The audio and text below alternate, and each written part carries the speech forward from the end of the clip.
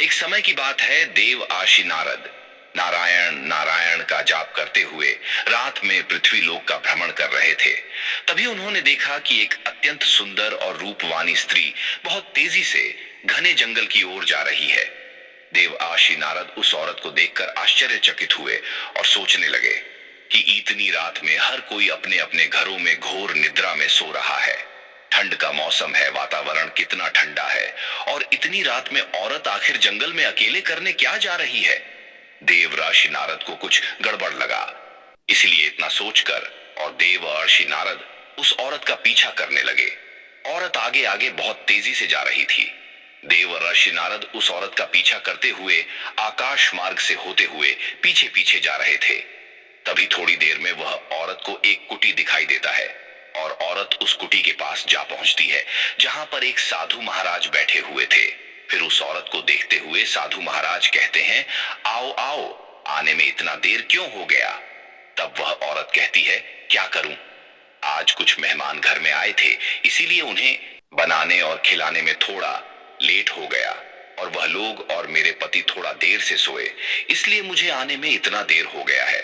फिर साधु बोला, कोई बात नहीं, चलो अब देरी किस बात का, कुटी के अंदर चलते हैं और जीवन का असली आनंद लेते हैं। मित्रों, देवर्षि नारद उस औरत को कुटी में जाते हुए देखकर आश्चर्यचकित हुए और कहने लगे कि वारे धरती लोक की औरतें अपने पति को धोखा देकर किस तरह पराये पुरुष के साथ शारीरिक संबंध बनाती हैं। इसका कारण क्या है? क्यों स्त्री को अपने अपने पति अच्छे नहीं लगते हैं? जो स्त्री अपने पति को संभोग नहीं करने देती, तो इसका कारण क्या है?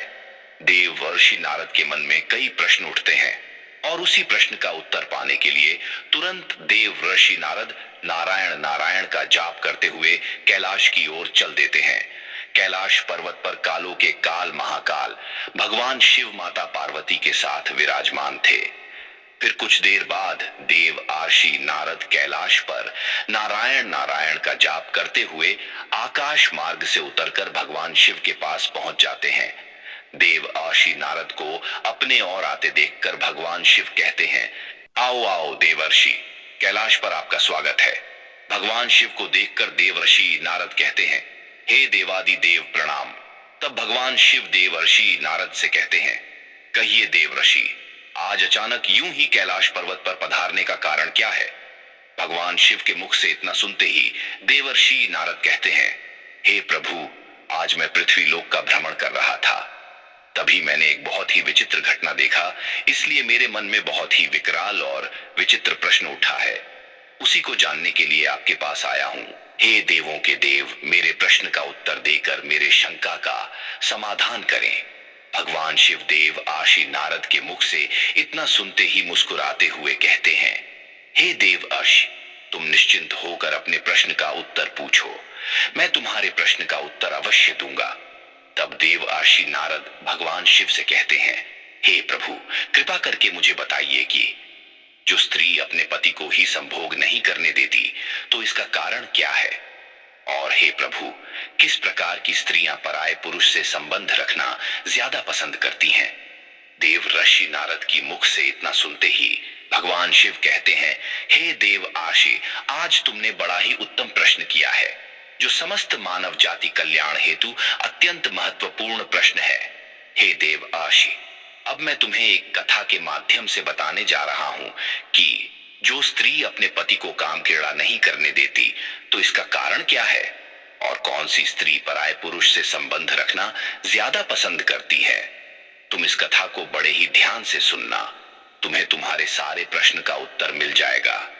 तब देवर्षि नारद कहते हैं, हे प्रभु, कृपया करके आप इस कथा का जल्दी से आरंभ कीजिए। मैं बहुत ही निश्चिंत होकर इस कथा को पूरा अवश्य सुनूंगा और इस कथा का प्रचार समस्त लोकों में करूंगा।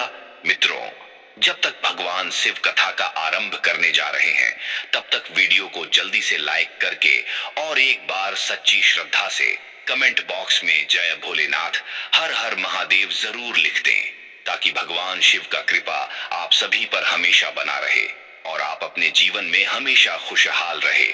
और चैनल को सब्सक्राइब भी कर दो, ताकि प्राचीन कहानियां से आप हमेशा जुड़े रहें। मित्रों, कथा का आरंभ करते हुए भगवान शिव कहते हैं, हे देवर्षि, एक समय की बात है, एक नदी के तट पर धर्म के प्रचार करने वाले शास्त्रों में पारंगत और ज्ञानी साधु महाराज कुटी बनाकर रहा करते थे। एक दिन उनके पास एक किसान आया और कहने लगा, हे महात्मा जी, प्रणाम। तब साधु महाराज बोले, कल्याण हो, कहो तुम कैसे हो। तब वो किसान बोला, हे महात्मा जी, वैसे तो मैं ठीक हूं, हस्त पुष्ट तंदुरुस्त और जवान हूं, स्वस्थ भी हूं, लेकिन मेरे पास एक बहुत ही गुप्त समस्या है। वही समस्या मुझे खाए जा रहा है। कृपा करके मेरे समस्या का समाधान करें।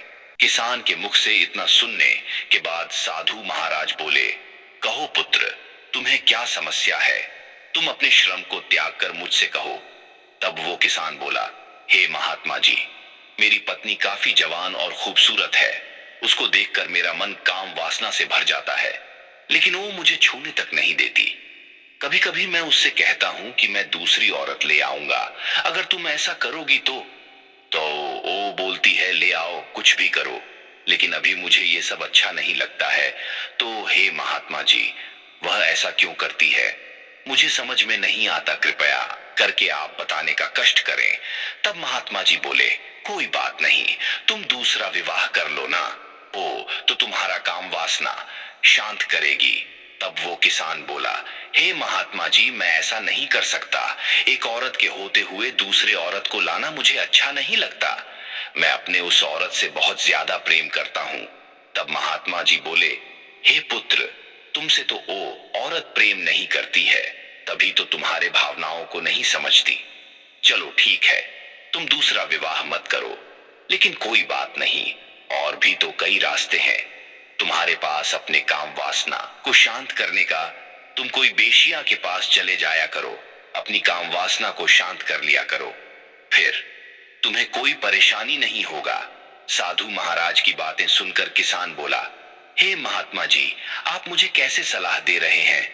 मैं ऐसा हरगिज नहीं कर सकता, क्योंकि मैं जीवन में अगर पहली बार प्रेम किया था तो सिर्फ अपनी पत्नी से, और उसी से हमेशा ऐसे ही प्रेम करता रहूंगा। लेकिन और किसी के बारे में मेरे लिए सोचना असंभव है। मैं जानता हूं कि मेरे लिए औरत मिलना बहुत ही आसान है, फिर भी मैं दूसरी स्त्री को छूना तो बड़ी दूर की बात है। उससे इस प्रकार बातें करना भी बहुत बड़ी बात होगी। हे महात्मा जी, अब कृपया करके आप कोई ऐसा उपाय कीजिए कि जिससे मेरी पत्नी मुझ पर खुश होकर और काम वासना को समझने लगे, और मुझे कुछ नहीं चाहिए। तब महात्मा जी बोले, हे पुत्र, तुम जैसे पुरुष होना बड़ी गर्व की बात है, क्योंकि ऐसे पुरुष अब होते कहाँ हैं। अब तो हर पुरुष अपनी स्त्री को छोड़कर पराये पुरुष पर अधिक आकर्षित रहते हैं, कहीं भी जाकर मुंह मार लेते हैं, अपनी पत्नी को धोखा देते हैं और खुद को बहुत ही बुद्धिमान और शातिर समझते हैं। ऐसे पुरुष को तुमने पीछे छोड़ दिया है। और पति का धर्म क्या होता है, एक पुरुष का अपने स्त्री के प्रति कर्तव्य क्या होता है, तुमने मुझे बता दिया। अब मैं तुम्हारी समस्या अवश्य दूर कर दूंगा। तुम अब थोड़ा भी चिंता मत करो, मैं बताता हूं। तुम्हें बस वही करना होगा, दूध का दूध, पानी का पानी अलग हो जाएगा। महात्मा जी की बातें सुनकर किसान बोला, हे महात्मा जी, मैं कुछ समझा नहीं, कृपया करके स्पष्ट शब्दों में कहो। तब महात्मा जी बोले, हे पुत्र, तुम मेरे बताए हुए बातों को अब बहुत ही ध्यान से सुनना। जो स्त्री अपने पति को शारीरिक संबंध नहीं बनाने देती है, तो इसका सिर्फ 3 कारण होता है। नंबर 1, या तो स्त्री किसी और से प्रेम करने लगती है तब, या तो स्त्री जब भगवान की भक्ति करने लगती है तब, या फिर उसकी काम वासना लुप्त हो जाती है, तभी अपने पति को शारीरिक संबंध बनाने से मना करती है। हे पुत्र, अब तुम्हें अपनी पत्नी का इन तीनों कारण में से कौन सा कारण है पता करना होगा, तब मैं उपाय कर दूंगा। तब वो किसान बोला, हे महात्मा जी, मैं इस बात का पता कैसे करूं? आप कोई उपाय बताइए। मित्रों, कथा को आगे बताते हुए भगवान शिव कहते हैं, हे देव आर्षे। तब वो साधु महाराज किसान को उपाय बताते हुए कहते हैं, हे पुत्र, तुम जाओ और अपनी पत्नी से बहुत ही प्रेम से बात करना। उससे बोलना कि मेरा मन हमेशा किसी सुंदर औरत को देखकर काम वासना से भर जाता है। मैं भक्ति कैसे करूं, कैसे तुम्हारी तरह काम वासना से दूर रहूं? तुम्हारा मन क्यों नहीं करता काम किरड़ा करने का? वही उपाय बता दो मुझे, मैं भी भक्ति तुम्हारी तरह करना चाहता हूं। जब तुम अपनी पत्नी से ऐसे प्रश्न करोगे तो तुम्हें स्पष्ट बता देगी कि काम वासना को कैसे रोकना चाहिए, या फिर बता देगी कि मेरा मन ही नहीं करता काम किरड़ा करने का। तो इसका उपाय मुझे क्या पता, इससे तुम्हें दोनों प्रश्न में से एक का उत्तर मिल जाएगा। अब बचा तुम्हारे पास एक प्रश्न की, क्या तुम्हारी स्त्री किसी और से प्रेम करती है या नहीं? तो तुम खुद ही अनुभव कर सकते हो कि मैं उसे कितने दिनों तक अकेला छोड़ता हूँ, कैसे निगरानी करता हूँ, कैसे उसका चरित्र है, वह किसी और में कितना रुचि रखती है, ये तुम खुद ही जान सकते हो। तब वो किसान बोला, मुझे तो विश्वास नहीं कि मेरी पत्नी मुझे धोखा देगी। खैर ठीक है, मैं जाकर पता लगाकर और फिर आपके पास आता हूँ। फिर वह किसान अपने घर गया, स्त्री का सभी कुछ जानकार, और फिर साधु महाराज के पास आया और बोला, हे महात्मा जी, ये स्पष्ट हो गया है कि मेरी पत्नी का काम वासना लुप्त हो गया है, इसीलिए उसका मन ही नहीं करता, तो क्या करे? जब आदमी को भूख नहीं होता तो उसे भोजन अच्छा नहीं लगता है। इसी प्रकार मेरे पत्नी को काम किरड़ा अच्छा नहीं लगता है। किसान के मुख से इतना सुनते ही साधु महाराज उसे कुछ जड़ी बूटियां कुछ महीनों के लिए देते हैं, जिससे उसकी काम वासना फिर से उभर आती है। और जो स्त्री अपने पति को छूने तक नहीं देती थी, अब वह कहने लगी, बच्चे सो गए हैं, उठो, क्या तुम भी सो गए? चलो जिंदगी का असली आनंद लेते हैं।